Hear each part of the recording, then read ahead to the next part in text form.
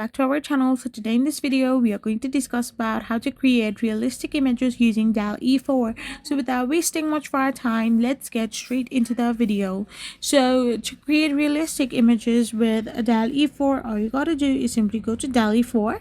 Once you're in your dall-e 4, you need to focus on photographic prompting, describing lighting, camera angles like DSLR, wide angle and stuff, lens effects like f1.4 for blur and stuff like this, and point out the realistic textures and specific details while avoiding generic terms, using strong descriptor like photorealistic or award-winning, and leveraging metadata-rich language to guide the AI toward professional photography standards for high-quality, believable visuals.